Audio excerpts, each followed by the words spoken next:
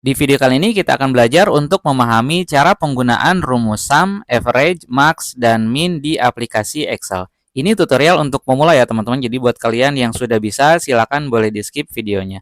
Dan untuk bahan latihannya silakan bisa kalian download dulu di deskripsi video. Oke, kita mulai saja. Rumus yang pertama kita bahas dulu rumus sum. Nah, sum itu digunakan untuk menjumlahkan data atau nilai pada tabel Excel. Contoh di sini kita akan menjumlahkan nilai yang dimiliki oleh nama siswa 1 ini ya. Nah, kita simpan kursornya dulu di sini di sel H5. Cara penggunaan rumusnya adalah ketikan sama dengan, lalu ketik sum, nulisnya SUM, boleh pakai huruf kapital semua, boleh pakai huruf kecil semua, boleh juga pakai gabungan huruf kapital sama huruf kecil. Semuanya sama. Kalau saya biasanya ngetikannya kapital semua. Oke, kemudian ketikan kurung buka. Nah, di sini kan kita akan menghitung nilai atau menjumlahkan nilai matematika, bahasa Indonesia, bahasa Inggris, IPA, dan IPS. Nah, standarnya cara penggunaannya seperti ini. Nah, nomor 1 kita klik di sel C5, yaitu nilai matematika. Lalu ketikkan titik koma atau koma bergantung pada panduan di bawahnya. Lalu klik di sel yang berikutnya yaitu D5. Lalu titik koma lagi, klik sel E5. Lalu titik koma lagi, klik sel F5. Lalu titik koma lagi, klik sel G5. Kemudian kurung tutup. Nah, arti dari rumus ini adalah jumlahkan nilai-nilai yang ada pada sel C5 dengan D5, dengan E5, dengan F5, dan dengan G5. Kita coba enter, hasilnya adalah seperti ini. Nah, kemudian karena di sini nilai yang kita jumlahkan itu berada di posisi berurutan, maka kita bisa ubah rumusnya jadi lebih simpel. Jadi kita ketikkan kembali rumusnya sama dengan sum kurung buka. Nah, kemudian setelah kita ketik kurung buka, langsung saja diblok dari nilai matematika sampai IPS, yaitu C5 sampai G5, lalu kurung tutup. Jadi ini artinya adalah jumlahkan seluruh data yang ada di sel C5 sampai G5. Jadi titik 2 di sini kita artikan sebagai sampai. Jumlahkan seluruh data dari sel C5 sampai G5. Kemudian kita tekan enter, hasilnya adalah ini. Untuk rumus ke bawahnya tidak perlu kita ketik, caranya adalah kita copy rumus. Nah, untuk mengcopy rumus, kita klik dulu di sel yang sudah jadi rumusnya. Lalu teman-teman perhatikan di sudut kanan bawah ada titik kecil ya. Nah, kursornya arahkan ke sudut titik kecil itu sampai berubah, yang tadinya tanda plus putih berubah jadi tanda plus hitam. Nah, pada saat dia berubah jadi tanda plus hitam, kita drag ke bawah. Oke, itu untuk penggunaan rumus sum. Lanjut kita ke rumus average. Nah, rumus average digunakan untuk menghitung nilai rata-rata.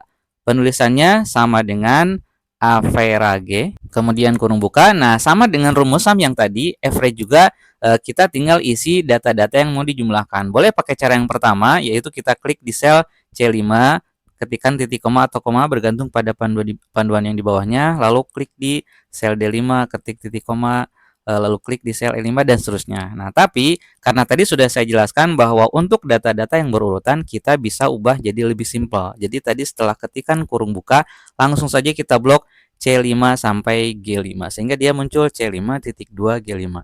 Lalu kurung tutup. Oh ya, ini juga boleh kita ketikkan manual ya. Kalian misalnya tidak bisa atau misalnya mouse-nya susah untuk digerakkan, susah untuk dikendalikan. Nah, kalian boleh ngetik C5 titik 2 G5. Jadi boleh diketik, boleh diblok kayak tadi. Nah, rumus ini kalau kita artikan dengan bahasa kita kurang lebih artinya seperti ini nih. Hitunglah nilai rata-rata dari nilai-nilai yang ada di sel C3 sampai G5. Sekali lagi ya, hitunglah nilai rata-rata dari data-data yang ada di sel C5 sampai G5. Udah, kita tekan enter, hasilnya seperti itu.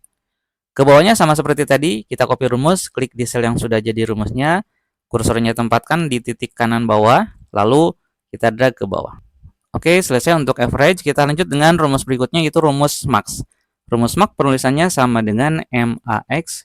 Nah, rumus max ini digunakan untuk mencari nilai terbesar atau nilai tertinggi. Jadi dari data-data yang ada di sini kita nanti cari nilai tertingginya. Kalau datanya sedikit, sebetulnya kita gampang untuk mencarinya. Tapi kalau datanya banyak, nah itu akan susah kalau tidak pakai rumus. Oke, setelah kurung buka sama seperti tadi, boleh kita ketikkan isi dari selnya. Jadi nah, C5, titik koma, D5, titik koma, dan seterusnya. Tapi untuk lebih cepatnya kita langsung saja setelah kurung buka, langsung kita blok nilai-nilai yang akan kita cari nilai tertingginya. Kalau sudah kurung tutup, ini kalau kita artikan dengan bahasa kita kurang lebih seperti ini. Carilah nilai tertinggi atau terbesar dari data-data atau nilai-nilai yang ada di sel C5 sampai G5. Jadi dari data di sel C5 sampai G5 nanti akan diambil nilai tertingginya. Dalam hal ini nilainya adalah 78 ya. Jadi kalau kita enter hasilnya 78. Oke, untuk bawahnya copy rumus lagi, kita klik di sel ini, kemudian tempatkan kursor di sudut kanan bawahnya, drag ke bawah. Selesai untuk rumus max, satu lagi kita bahas rumus min. Sama dengan min. Nah, sebaliknya kebalikan dari rumus max, min itu adalah untuk mencari nilai terendah. Oke, kita ketikkan kurung buka. Setelah kurung buka, kalian boleh klik satu-satu di sel yang mau dicari nilai terendahnya, tapi di sini saya langsung blok saja. Setelah kurung buka, blok dari sel C5 sampai G5 lalu kurung tutup.